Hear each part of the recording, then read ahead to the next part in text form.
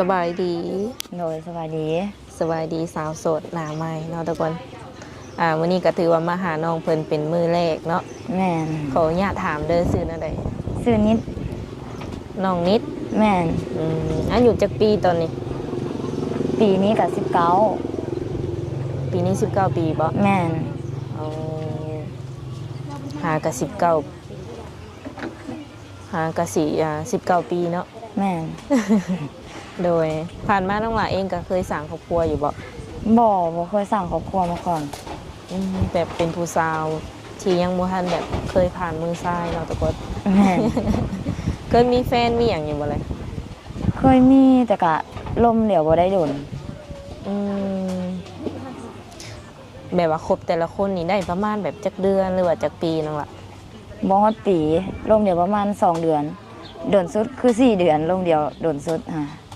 เจ้าเป็นคนท่าแขกบ่แม่นเป็นคนท่าแค่มาเฮ็ดงานอยู่พี่แม่นมาเฮ็ดเวียกน้ำปลาจือแต่ว่าน้ำเดียวแล้วเคยได้ยินแต่ตัวนั้นแบบว่าทางท่าแขกเพิ่นสิมักเว้าน้ำเดียวแม่นบ่แม่นก็ติดมาเลยบ่แม่นน้องเพิ่นไปทางใดนี่เขาคือสิเบิ่งออกว่าเพิ่นเป็นคนแถวท่าแขกเนาะแม่นมาอยู่แบบว่าแถวนี้แต่โดนแล้วก็บ่ได้โดนหาก็มาเฮ็ดเวียกน้ำปลาได้2 เดือนเอาเฮ็ดเกี่ยวกันยังนั่งล่ะมาเฮ็ดเวียกบ้านเอาลูกซอยเพิ่นเป็นแม่บ้านนี้แม่นได้เงินเดือนหลายอยู่บ่ก็บ่ได้หลายแล้วแต่เพิ่นสิให้บางเดือนเพิ่นก็ให้2 ล้านบางเดือนเพิ่นก็ให้1 ล้านแบบว่ากินอยู่น้ำเพิ่นแม่น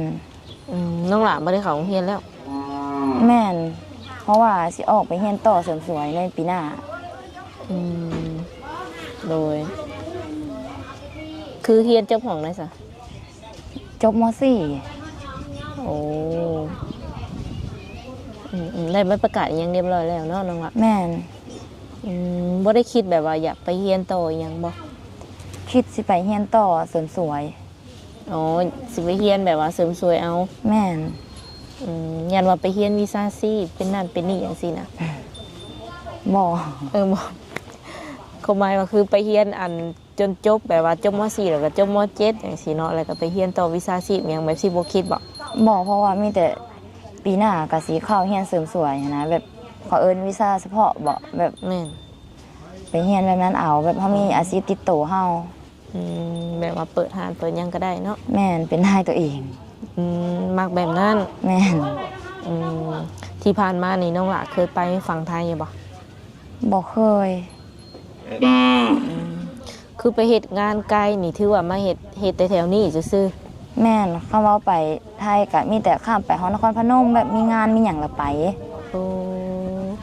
ไปเที่ยวไปหยังไปอยู่เนาะแม่น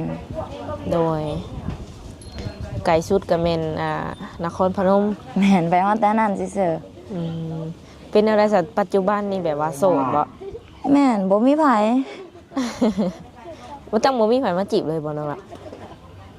มันก็บ่มีคันแบบเขาสิเข้ามาจีบเขาก็มักถามว่าบัดงามปานนี้คือบ่มีไผลมเอ้าใช่ว่าในใดซะถ้ามันบ่มีไผลมมาหลีเนาะเขาก็บ่เชื่อแบบเขาก็บ่กล้าลงน้ำเฮาจังซี่นะคือเขาคิดว่าเฮามีคนคุยแล้วก็เลยบ่กล้าเข้ามาน่าจะประมาณนั้นแต่ที่จริงแล้วเป็นโสดเนาะแม่นว่าไม่ไผมื้อนี้นี่ถือว่าออกมาเปิดใจแม่นเปิดใจแบบใดแบบอยากหาคนคุยแก้เหงาซื่อๆบ่หรือว่าอยากได้คู่ชีวิตนั่นล่ะก็อยากได้คนลมแบบถ้าลมโดนไปแล้วแบบถ้าเขาแบบดูแลเฮาดีก็อาจสิได้เป็นคู่ชีวิตกันก็มีหาคนที่ว่าเข้าใจเนาะแม่นมักผู้บ่าวประมาณไหนน้องล่ะรุ่นอายไปเลยรุ่นเดียวกันรุ่นน้องก็บ่มักรุ่นอายมักคนเป็นผู้นำสูงสุดฮอดจักปีเจ้ารับได้เอาระดับ22ขึ้นไปเลยซะฮอดประมาณ60บ่70หรือจักปีแนวใดก็ได้ถ้าแบบเพิ่นลมเฮาได้แบบเฮาก็แบบ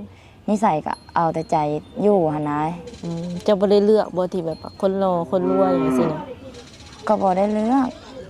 เพราะในแบบเขามาลงน้ำเฮาจริงจังแบบบ่ตัวเฮาหั่นน่ะ อืมอืม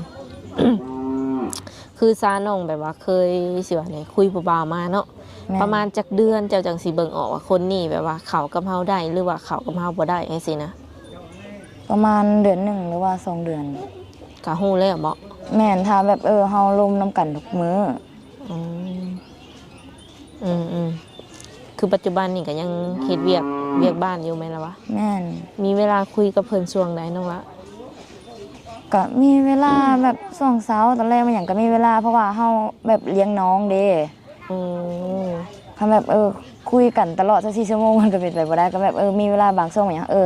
เฮาก็พอมีเวลาตอบได้ อืมวิดีโอคอลยังก็ได้อยู่ ได้ อืมอันเขาเวียกนี่คือแบบว่าแนวไรแบบจนเท้าน้องเพิ่นนอนเพิ่นบ่เจ้าจังได้นอนแต่ละมื้อแต่ละวัน ก็บ่ฮอดกลางคืนมาหยังแบบ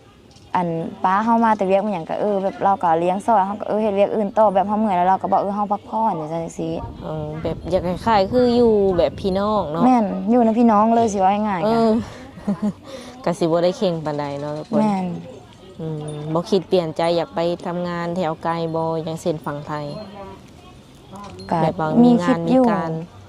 อืม แต่ก็ยังบ่แน่ใจไปไกลย้าน อืม โดยมาอยู่ต่างบ้านหรือว่ามาอยู่บ้านใกล้นี่เป็นแนวใดคิดฮอดบ้านอยู่บ่ คิดฮอดตลอดเดือนหนึงเฮาเมื่อหาแม่เฮาประมาณ2 เทื่อหรือ3 เทื่อ อ๋อจากถาแขกมาแถวเซโนก็ถือว่าไกลเด้เนาะ แม่น3 ชั่วโมงนั่งรถ อืมปัจจุบันนี่แบบว่าพ่อแม่เพิ่นยังอยู่นํกันบ่น้องล่ะขออนุญาตถาม พ่อเฮาพ่อแท้ๆแหละเสียแล้ว อืม และแม่เฮาก็มีอันนั้นเอาคนใหม่แล้วก็มีน้อง3 คน อันน้องใหม่บ่นะหรือว่า แม่นน้องใหม่ อืม ผู้หญิงเบิด โอ้คือลูกที่ว่าแบบว่ากับพ่อเก่านี่มีแต่เจ้าบ่ แม่นเฮาเป็นลูกคนเดียว เออบัดนี้อันพ่อหน้ากับแม่เพิ่นก็อยู่นํกันตอนนี้เนาะ แม่น กับลูกอีก3 คน แม่น พ่อกับแม่เพิ่นเฮ็ดเวียกหยังซั่นน้องล่ะ แม่เฮาก็ค้าขายธรรมดา อืม พ่อน้าเฮาก็อันเฮ็ดเวียกทั่วไปนั่นแหละแบบเราเปิดให้แปลงรถ อืมน้องนี่ยังเฮียน น้องเฮาเรียนเบิด โอ้ใหญ่เบิดสุขุสุคนแล้ว 3กับน้องเฮาผู้ที่2ก็จักปี10 ปีแล้วก็ผู้ที่3กับ8 ปี แล้วก็ผู้ที่4ผู้สุดท้ายกับ5 ปี6 ปีแล้วมั้งเฮาก็บ่จื้อ หากตอนนี้นี่แบบว่าเศร้าใส่เงินนำแม่แล้วบ่น้องหลานนี่ เช่าแล้วหาเงินใช้เอง แม่นบ่ได้ยุ่งกับเงินแม่เพิ่นแล้วเนาะ แม่นแต่ว่าบางเทื่อแบบแม่คิดฮอดมันหยังก็ถามมีเงินอยู่บ่จังซั่นจังซี่แล้วก็แบบเฮาก็บ่อยากเอาก็โอนมาให้เฮาจังซี่อะนะแบบเราเป็นห่วง โอ้ กับนอกจากว่าเพิ่นให้เอง แม่น กำลังให้ขอนี่บ่ขอแล้ว แม่นบ่มีจังไดก็ยังอดได้ อืม ดีเนาะทุกคน ก่อนที่สิตัดสินใจแบบออกจากบ้านนี่แบบเป็นอะไรค่ะบ่อยากอยู่นำ ผิด เท่าแม่ กัน เท่าพ่อ กั บ่ บอยู่เฮือนหน่อยหนึ่งไปเลยแบบเฮาสิขอบ่อยู่นำป้าเฮาบอก เพราะว่าน้องเองก็อายุยังน้อยเนาะคันสิว่าแล้วก็ แม่ 19 ปีพันบางคนก็ยังเฮียนอยู่ตอนนี้นะ แม่น แต่ถือว่าเจ้าก็ตัดสินใจออกมาสู่ชีวิตอยู่ข้างนอกแล้วเนาะ แม่น แนวใดก็สู้ๆถือว่าน้องเพิ่นก็เก่งเนาะทุกคน ออกมาสู่โลกกว้างเลยแบบทรงสิอดได้อยู่ติเดี๋ยวนี้ บ่คำอดบ่ได้ก็ต้องอดนั่นแหละเฮามาอยู่นอกแหละ เฮาบ่ได้อยู่นำพ่อนำแม่ ว่าอะไรก็มีโมเมนต์ที่แบบว่าอยากกลับไปแน่เนาะอยากเฮ็ดเวียกแน่สิบ่ แม่นเพราะว่าคิดฮอดน้องกับคิดฮอดแม่ อืมโดยคันว่ามีผู้ชายที่ว่าเพิ่นพร้อมซัพพอร์ตน้องเนาะพร้อมแบบว่าดูแลหรือว่าอยากได้ลูกอยากได้เจ้าเป็นลูกเป็นเมียอย่างซี่นะประมาณจักเดือนแบบว่าเพิ่นจังสิสามารถมาขอมาแต่งได้เลย อันนี้เฮาก็ต้องร่วมกันก่อน แบบเฮาต้องร่วมรู้ใจกันก่อนว่านิสัยเพิ่นเป็นแนวใดนิสัยเฮาเป็นแนวใดแบบเพิ่นรับในโตวเฮาได้บ่แบบเพิ่นก็แบบจักสิว่าแนวใดเบิ่งเฮาได้แบบรับนิสัยเฮาได้เฮาก็โอเคแล้วหั่นนะ อืม ถ้าสิแบบให้ร่วมกันแล้วให้ว่า3 เดือน4 เดือนมาเอาได้เลยมันก็เป็นไปบ่ได้ถ้าว่านิสัยเฮาก็ยังบ่ฮู้กันคักเด้ เออก็คือแบบว่าเป็นแฟนเป็นหยังกันเบิ่งใจกันไปก่อนได้บ่ แม่นเบิ่งกันแบบถ้าว่าเฮาโอเคเฮาก็สิบอกถ้าแบบเขาร่วมกันเองแบบเขาร่วมเฮาได้หั่นน่ะ อืมยันว่าแบบบางคนก็คือแบบสามารถมาเอาได้เลยอย่างประมาณนี้นะก็เลยถามไว้ก่อนเนาะแต่ทีนี้คันว่าเพิ่นสิมาหาน้องก็มาได้บ่ ถ้าสิมาก็แบบบอกเฮาก่อนเฮาจังแบบสิได้บอกป้าว่าเฮาสิแบบจังซั่นจังซี่หั่นนะ โอ้เจ้าบ่ได้มีมือผักบ่ เขาบ่มีแล้วอยู่น้ำป้าเฮา ยันว่าแบบป้าเพิ่นให้พักทีละมื้อหรือว่าหยังประมาณนี้นะ คำอยากไปลิ้นไปหยังไปได้แล้วก็บอกเพิ่น อ๋อ ถ้าพักแล้วบ่มีแต่ถ้าแบบอยากไปลิ้นไปหยังบอกว่าจังซั่นมื้อนี้เฮาสิไปลิ้นเด้อแล้วเราให้ไป เอา โดยแบบบ่ได้เป็นทางการเนาะทุกคนเอาง่ายๆก็คือแบบอยู่แบบเป็นเอื้อยเป็นน้องประมาณนี้สนิทสนมกันแล้วคันว่าสิมานี่ต้องนัดก่อนว่าซั่นเนาะ แม่น อืม ต้องบอกเฮาก่อนแล้วเฮาจะป้าเฮาให้หยุดบ่แบบจังซี่แบบบางเทื่อเพิ่นแบบมึงประจำการเพิ่นก็อันบ่ให้ไปมึงอื่นจะไปได้บ่แบบนี้ซั่น อืมคันว่าแบบสมมุติว่าเพิ่นบ่สะดวกมาเนาะเพิ่นออกค่ารถค่าล่างให้น้องไปหาเพิ่นแบบเป็นมุกดาหารบ่อหยังจังซี่น้องล่ะคิดว่าสิไปบ่ ถ้าสิไปก็ถ้าว่าไปมื้อหนึงแหละ2 มื้อละได้แต่ถ้าไปโดนแล้วบ่ได้แล้วไปเป็นทิศเป็นเดือนแล้วบ่ได้ อ๋อ แล้วก็เฮาก็ได้ขอเวียกมาหยังหั่นแหละเฮาจังได้ไป อืมแต่ก็ถือว่าไปได้อยู่โทอแต่บ่สามารถไปอยู่ได้โดนซื่อๆเนาะ แม่น อืมคือจันทร์ฮอดสุกร์แม่นเพิ่นเฮ็ดงานเหตุการณ์เนาะทุกคนแล้วก็สิว่าใดๆสามารถไปมาอิหยังห่างกันได้อยู่ แม่น อืมเป็นอะไรเปิดใจครั้งแรกบ่เนี่ยนะ บ่รู้สึกแบบเก่ง อืม รู้สึกเก่งๆบ่เคยถูกแบบคนมาสัมภาษณ์แบบนี้เนาะ ๆแม่น อื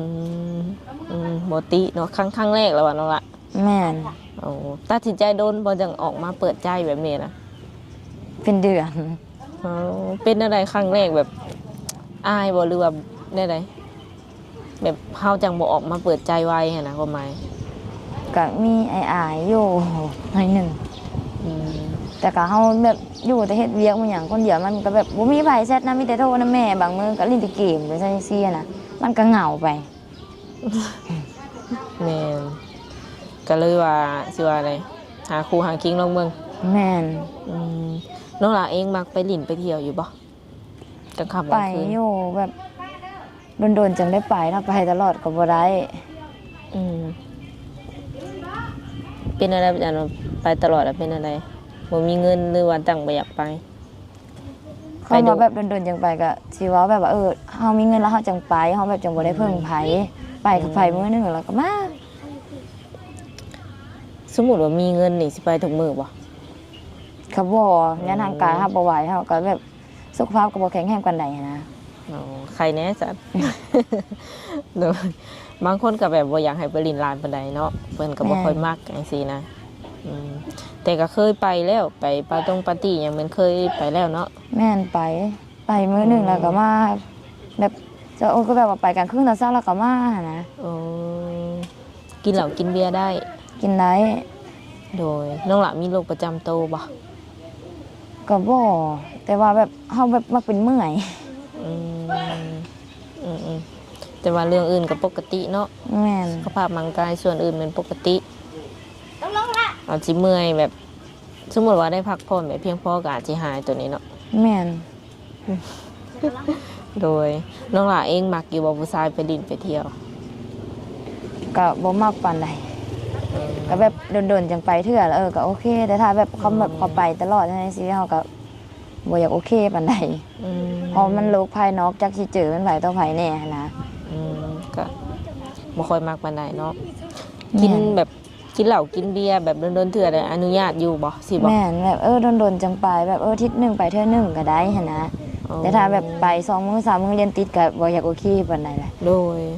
แบบสูบยาอยังนี้น้องหละหับได้บ่ สูบได้แต่ว่าแบบ แบบบ่ให้มาไกลเฮาอะนะแบบกินมันถึกแล้วเฮาแบบเป็นเมื่อยแล้วเฮาถึกกินยาสูบนะกะ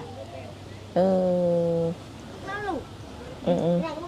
ก็คือแบบว่าไปสุบสิไกลๆเนี่ยเพิ่นว่า แม่น โดยแต่แบบมีหนวดมีข้าวนี่หับได้บ่ ก็ได้ โอ้ติบ่ได้ติอย่างหลายเนาะทุกคนสูบก็สูบได้ขอเพียงแต่ว่าอยู่ห่างจักหน่อยว่าซั่นเนาะเป็นเมื่อยซื่อๆเวลาได้กินแล้วเมื่อยเล แม่ ย น บ่ แบบบ่แม่นว่าถึงขั้นแบบเป็นเมื่อยแบบเฮาหายใจแบบบ่ติดหายใจแบบบ่ทั่วท้องอะนะ